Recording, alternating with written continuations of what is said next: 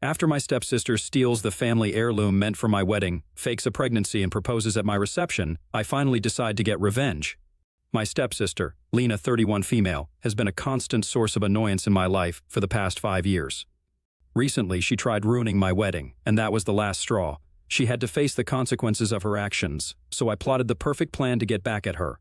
So, a little bit of backstory before we get into the details. I, 25 female, am the eldest child of my parents. I have a younger sister, Joseph, 22 female, and it was just the 4 of us for a very long time. My father was the most amazing person. Our little family was filled with happiness and laughter for 15 long years, until my father unfortunately passed away after suffering a stroke. It came as a shock to all of us because it was just so unexpected. Josie and I looked up to our dad for almost everything.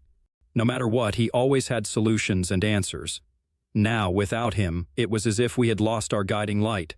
My mother was distraught and overcome with grief after Dad's passing. She went into shock and didn't eat or even speak for days after it happened. Suddenly, it was as if I was responsible for everything. I was only 15, and I remember being so scared and grief-stricken that I cried every night. But I was the one who had to step up and take charge. Josie was too young, and my mother was in no shape to be making any kind of decisions. I was the one who had to plan the funeral along with my grandparents. I was the one who had to make sure that my mom and sister were okay. I had to make sure that things still ran smoothly, even though I was dealing with my own pain. It seemed impossible at the time to even imagine a life without Dad, but as the days passed by, we found ourselves going back to our normal routines, or as normal as it could get without him. The good thing was that I had an amazingly supportive and caring boyfriend, now husband, Leo 26 male, who was by my side through everything. We had known each other as kids, and he was my biggest support and comfort in the days after Dad's passing. I honestly don't think I would have made it through those days without him. Eventually, we fell in love and have been together ever since. I can honestly say, without a trace of doubt, that Leo is not only the love of my life but also my best friend, who was there for me when no one else was. While my love life was blossoming, so was my mother's. I didn't think that she would ever love again, but around 4 years after my dad's passing, she sat Josie and me down and told us that she had been seeing someone for the past year, and she finally felt secure enough in the relationship to tell us about him. To our shock, she told us that she was in a relationship with our former history teacher, Mr. Jones.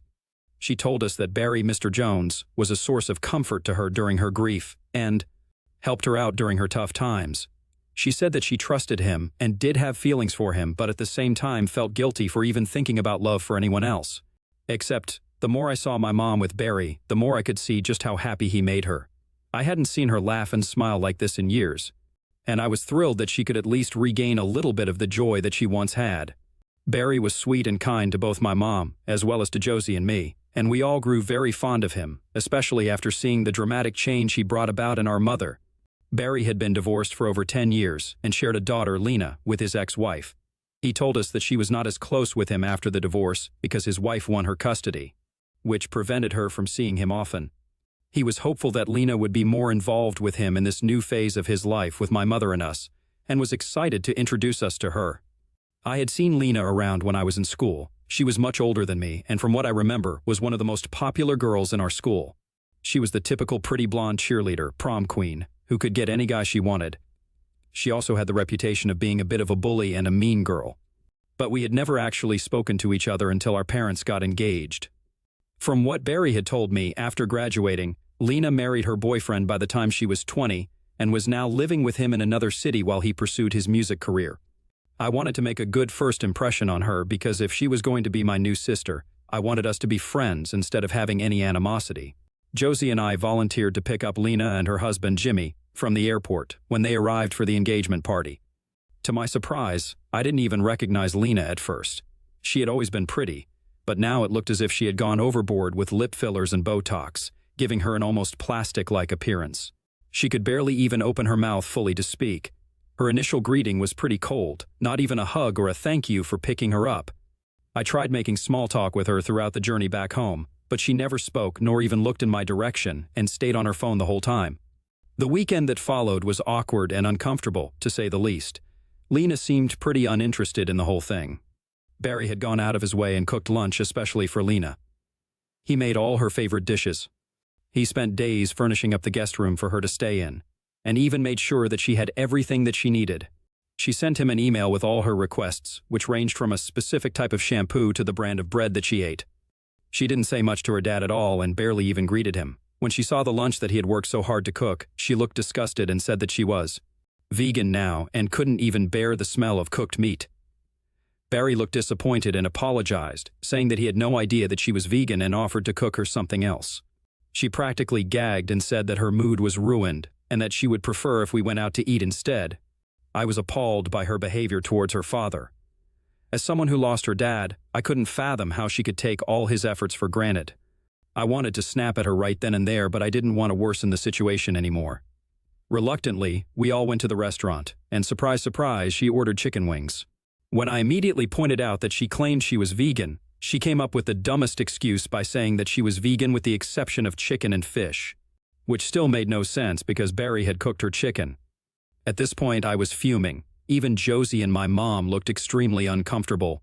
After a very awkward meal, we paid the bill. Lena didn't contribute a single penny, and she declared that she would prefer to stay in a hotel for the remainder of her trip and asked Barry to book a room for her and Jimmy. He looked so disappointed and defeated that I couldn't help but pity him. At the same time, I was furious with Lena, and despite my mother and Barry trying to calm me down, I exploded. I told Lena as calmly as I could about how ever since she arrived, she had been nothing but rude, dismissive, and disrespectful to not only us but also her own father, who had worked tirelessly to cook her a meal and make sure that she had all of her very specific demands met. That wiped the smug look off her face immediately. I told her that she looked like an idiot, thinking that she was better than the rest of us just because she peaked in high school and, by the looks of it, went down a spiral but still thinks that she is in high school despite being a grown woman. Lena was staring daggers at me. It was clear that she wasn't expecting an outburst like this, but I did have a bit of a temper, and I couldn't stand people being disrespectful for no reason. She tried countering me with weak excuses, saying that I should learn to stay in my lane, but after noticing that even Jimmy looked embarrassed, made a feeble apology to us all and came back home with us. I could tell that it was killing her to listen to me, and secretly wished that she would go to a hotel room instead, because the more I saw her, the more I disliked her. This was just the beginning of our relationship. It started on a sour note and, through the years, remained sour. 3 years ago, Jimmy and Lena separated because she was caught cheating on him. Unfortunately, she also lost her mother. Lena was in a terrible position and wanted a fresh start and decided to move in with our parents for a while until she could get back on her feet. At this point, I had moved out and was living with Leo while Josie was in college. We helped Lena move in and tried to give her space to grieve. It was during this period that Lena became very attached to my mother. Earlier, Lena's rude attitude rubbed her the wrong way, and they weren't close. But after her mother's passing, my mom began consoling and supporting her, and they began developing a deep relationship. I was happy to see them bond because, after everything that Lena had been through, I was glad that my mom could give her comfort. It was only after this that I started having real conversations with Lena for the first time. A few months after moving in, I went over to Mom's house to spend the evening, and Lena and I ended up having to share a bedroom. I expected us to butt heads as usual, but after drinking a glass of wine together, she began opening up to me like never before. She told me about how her parents' divorce traumatized her, and even though she wanted to be with her dad, her mother won custody and fed her all sorts of lies about him, making her dislike him and not visit in her teen years. Her mother completely abandoned her in terms of being a parent and was busy going on dates and having relationships with men, which never lasted for more than a few months. She was neglected and made her act out, party, drink while underage, do drugs, etc. The worst part was that her mother didn't really care about what she did or who she was hanging out with because she was too absorbed in her own life. She said that she never saw how a true mother actually was until she saw my mom and how she treated Josie and me. She told me that I was lucky that I had a mother who loved and cared about me because she couldn't relate, and she lost the chance of ever mending her relationship with her mom now that she had passed away. This made me understand her a little better. As the months passed by, I noticed that Lena got extremely close with my mom. Like I mentioned before, I initially didn't have a problem with it. I was glad to see them get along. But now, it was getting a little annoying. She never let Josie and me go out or even chat with Mom alone. She constantly had to be involved in everything we did together. She would specifically arrange for Mom and daughter's spa sessions, completely excluding Josie and me from them. My mom did like Lena and went along with her, and even though she didn't like the fact that Lena excluded us and even spoke to her about it, Lena would always pull the "I had an absent mother" card and manipulate my mom and the rest of us too. She slowly started becoming very possessive of her and wanted to be involved in everything. Oh, and another thing, it was very evident that Lena was envious of my relationship with Leo. After her divorce from Jimmy, she tried very hard to get a boyfriend and got into many flings, which didn't last long because none of the guys would put up with her demanding behavior. The fact that she couldn't get into a stable relationship, especially when Leo and I were going strong for years, definitely annoyed her. The fact that a pretty skinny girl like her couldn't get a boyfriend, while I, the chubby one, definitely made her jealous. She'd often comment about how lucky I was to have found someone like Leo, and how I should be careful and watch my back because he was a great catch that any girl would want. I'm extremely secure in my relationship with Leo. We love each other, and I am sure that he would never do anything to hurt me and didn't have a disloyal bone in his body. Yet Lena's smug comments always irked me. Moreover, she made Leo very uncomfortable by touching him all the time, sometimes even smacking his butt as a joke, and invading his personal space. Whenever I told her that she was being inappropriate, she'd jokingly say that there was nothing to be worried about and that I was just being insecure. It was at these times when I really wondered why I ever felt even an ounce of sympathy for her. Fast forward to last year, and Leo proposes to me. It was magical, and I obviously said yes. Wedding preparations went into full swing, and it was an exciting time for all of us. There is a tradition in our family wherein the eldest daughter gets to wear a beautiful necklace on her wedding day. It was sort of a family heirloom that had been passed down through generations.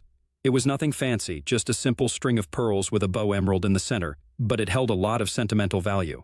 My grandma wore it at her wedding, and so did my mom, and now it was my turn. I knew that this necklace meant a lot to my mother because, even when we were struggling to make ends meet after my father's passing, my mom refused to part with it.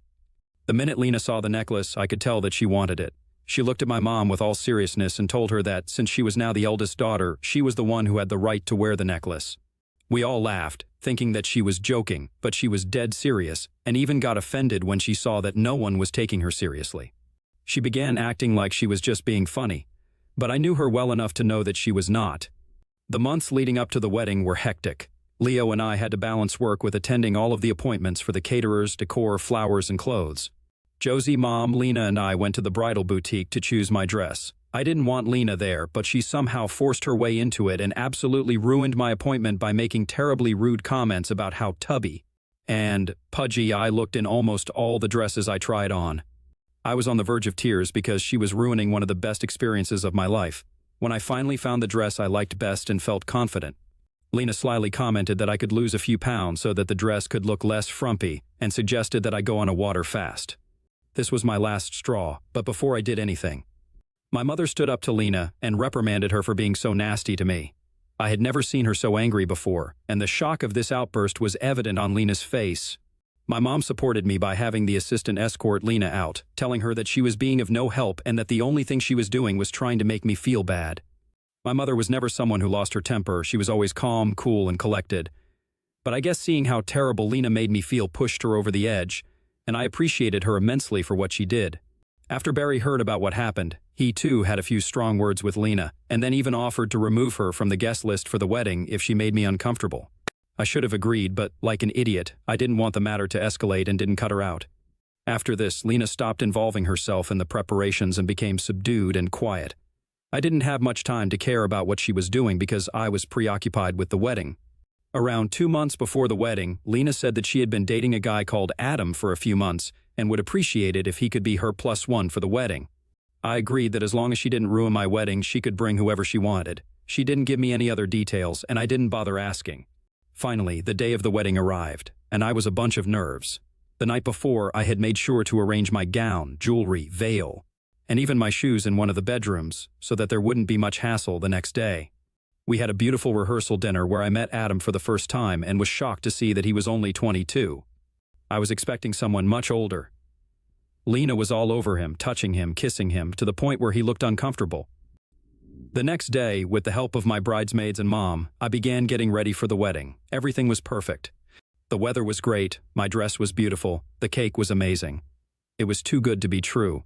We were running short of time when the priest and guests arrived. After quickly getting my hair and makeup done, my mother went in to get the finishing touch, the necklace. The only problem was, it had vanished.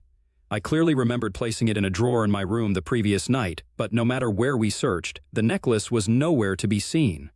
After pointlessly searching for it everywhere for over an hour, I had to walk down the aisle without it because the guests were getting impatient and it was getting too dark. I didn't have much time to think about what exactly happened to it because there was so much going on, but I hated the fact that I broke the long tradition of not wearing the necklace at my wedding. To make things worse, at the reception, Lena unexpectedly got down on one knee and asked Adam to marry her.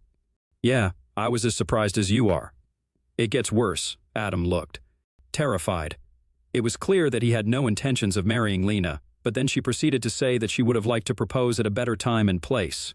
But she couldn't because she didn't have much time because of the baby. Lena was pregnant. Everybody gasped in confusion, and I was surprised Adam didn't pass out. Lena told everyone to get ready for a double celebration because she was planning on getting married in a month so that she could still fit into her dream dress. We were all gobsmacked. By now I was sure that Lena had something up her sleeve because I had known her for years. I knew how she was. She was jealous of my relationship with my husband and mom. She always wanted the attention to be on her. She thrived that way. I knew that somehow my necklace was tied into this story somewhere. My gut told me she was behind it.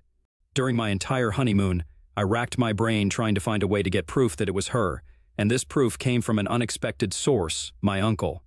He told me that the night before the wedding, he saw Lena sneak out of the room where the necklace was placed, and he remembered her being very startled when she saw him in the kitchen.